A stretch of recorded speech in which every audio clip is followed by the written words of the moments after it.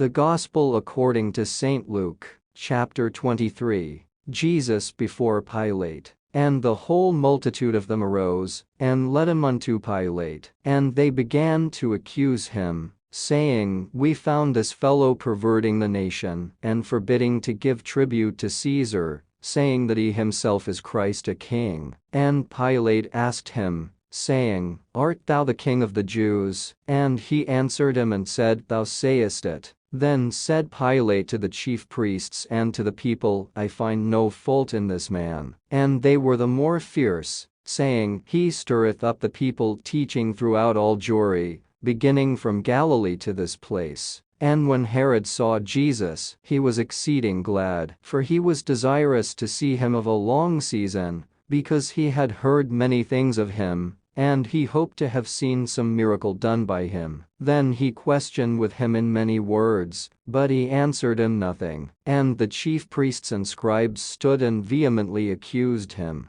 And Herod with his men of war set him at naught, and mocked him, and arrayed him in a gorgeous robe, and sent him again to Pilate. And the same day Pilate and Herod were made friends together, for before they were at enmity between themselves. And Pilate, when he had called together the chief priests and the rulers and the people, said unto them, Ye have brought this man unto me, as one that perverteth the people. And, behold, I, having examined him before you, have found no fault in this man touching those things whereof ye accuse him. No, nor yet Herod, for I sent you to him, and, lo, nothing worthy of death is done unto him. I will therefore chastise him, and release him. For of necessity he must release one unto them at the feast. And they cried out all at once, saying, Away with this man, and release unto us Barabbas, who for a certain sedition made in the city, and for murder, was cast into prison.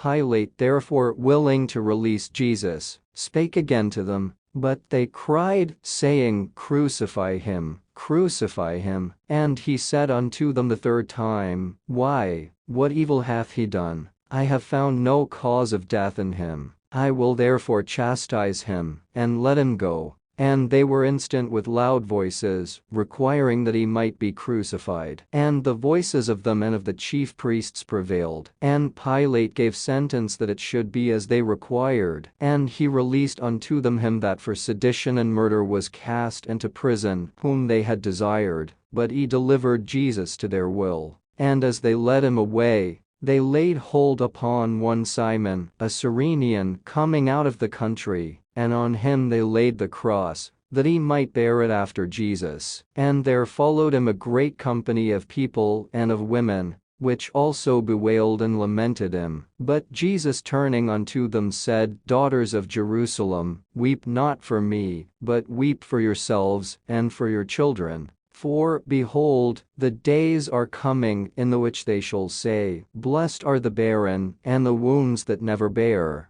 and the paps which never gave suck. Then shall they begin to say to the mountains, Fall on us, and to the hills, Cover us. For if they do these things in a green tree, what shall be done in the dry? And there were also 2 other malefactors, led with him to be put to death. And when they were come to the place, which is called Calvary, there they crucified him, and the malefactors, one on the right hand, and the other on the left. Then said Jesus, Father, forgive them, for they know not what they do. And they parted his raiment, and cast lots. And the people stood beholding. And the rulers also with them derided him, saying, He saved others. Let him save himself, if he be Christ, the chosen of God. And the soldiers also mocked him, coming to him, and offering him vinegar, and saying, If thou be the King of the Jews, save thyself. And a superscription also was written over him in letters of Greek, and Latin, and Hebrew, This is the King of the Jews. And one of the malefactors which were hanged railed on him, saying, If thou be Christ, save thyself and us. But the other answering rebuked him, saying, Dost not thou fear God, seeing thou art in the same condemnation? and we indeed justly, for we receive the due reward of our deeds. But this man hath done nothing amiss. And he said unto Jesus, Lord, remember me when thou comest into thy kingdom.